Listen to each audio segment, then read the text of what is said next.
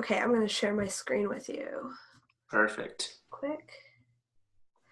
Okay, perfect. All right, so Jackson, first tell me a little bit about your background with public speaking. What have you done before as far as speaking in front of any type of group of people? Yeah. So, my entire life, I've never really, there's only been one time that I've spoken like professionally or officially in front of a group of people. And that was at a convention several months ago where it was the Teenpreneur 2017 convention where I just kind of talked about teenage entrepreneurship as a general idea. I was on a panel of people, so I wasn't like giving a speech or anything like that. And other than that, I've never really done any official public speaking at all.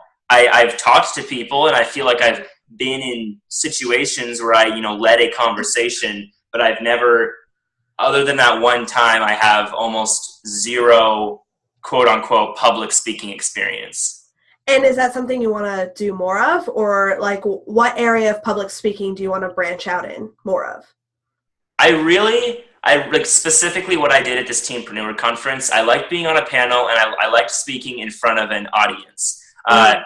Because I think I would like to do some interactive stuff also, but I just really appreciated having that platform to express, my own ideas and things. And I think that because I'm naturally introverted, I didn't necessarily like. I liked that form of public speaking because I was still there to convey my ideas in that kind of way that still allowed me to, like be on stage, and that was still kind of a bubble that I had for speaking. Yeah. That makes sense. Yeah. Okay, perfect. So let's talk about that one time that you did speak in front of people. What are some things from that situation that you remember that you did really well?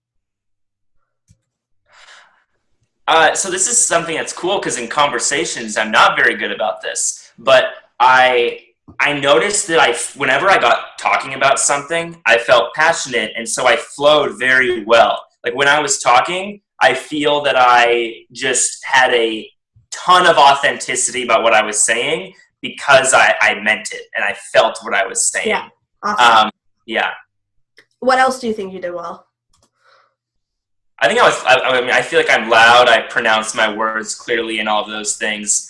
I guess I don't really think of that too much because I just do that naturally, but that is Yeah. definitely, that is true. Yeah. No, I think that's really awesome. Even pointing out some of the things that you do really well, even when they come naturally to you, are important because I've found whenever I start improving on things, I tend to forget the things that come natural because I am so concentrated on fixing the things that aren't natural that it's hard to balance out the two. So it's always great to kind of remember what comes naturally to you and what you appreciate that comes naturally to you so that whenever you start improving, you don't forget those few things.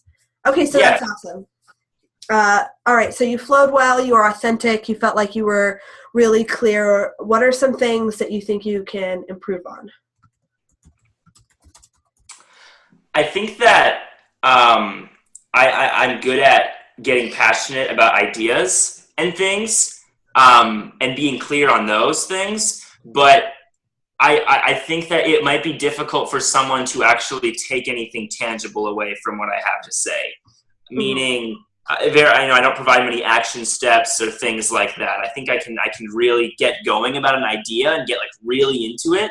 But at the end of the speech, it might, I think the audience might just say, okay, like, I'm happy I learned that, but I'm not actually going to do anything with this information.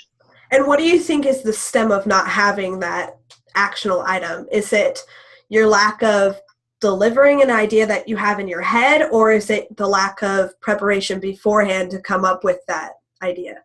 Definitely probably the lack of preparation, because I haven't even made the connection necessarily of how this might be applicable to someone's life, because it's an Sure. idea that I might just really be into, but I never actually took the time to articulate, okay, how can this help someone get a job or be happier or whatever it is. Right. Right. Okay, awesome. That's a great place to start. So, what excites you most about giving a presentation like the one you gave at Teenpreneur? Ooh, I felt it was exhilarating in a way that I haven't experienced before, because I wasn't nervous at all. So not that kind of exhilaration. It wasn't Right. like anxiety, but it was just like It there was was thrilling something. almost. Yeah, or honestly, this is kind of an interesting and unglamorous comparison, but I've worked in restaurants for many years in my life, and there's something about being in a moment where you simply cannot screw up. And even if you do, you just have to correct in the moment. There's no Right. like escaping from a situation. And it's one reason that I think, even if I end up being a millionaire, I still might like do restaurant shifts sometimes because it's very similar. And the same thing with public speaking. When you're up there, it's like it's like you're forced to be confident because there's no alternative. You have to talk about whatever. And I think there's a lot of things I appreciated about it. But if I get to the core of it, I think that I really liked just being in that position of speaking where I had, I was automatically, I was confident. I was more clear about my ideas than I'd ever been before. Awesome. So on the flip side of that, what makes you the most nervous to speak in front of people? This is the same thing with conversations. I want to be clear with my ideas, and I want to, like, I'm nervous that given a speaking situation, I'm really nervous that I could be going on about something for like 5 minutes without even realizing it, and having the entire audience be like, when the hell is this guy going to get off the stage or whatever. That is like, that's definitely, you could say a fear or whatever. Okay, perfect. I have definitely struggled several times in the past, as you know. Okay, so what would you say is your next goal? So I mean, in public speaking, there are so many steps that a person could reach to be a better public speaker. So what's the next step that you want to reach in public speaking? What's a goal? Yeah, that's a really excellent question for me personally, because I haven't thought about it enough, even though I've just kind of said, I want to get more into public speaking. And I think that developing a tangible goal would be good for me. I guess like in this moment right now, the next tangible goal could be to, just even take the time to scope out opportunities to speak publicly in any context of events or situations that I enjoy. Yeah. Okay. Awesome. This is a great place to start. So right off the bat, I think that to help you achieve this goal, scoping out opportunities, this is actually a similar spot that I've been in several times. And it's how I've gotten speaking engagements before, is going right back to what like really makes you excited, right? So kind of remembering that thrill that you got. You kind of get a lot more proactive at seeking out those opportunities because you're looking for that fix of, that confidence in being in front of people. So that's definitely something we can work on.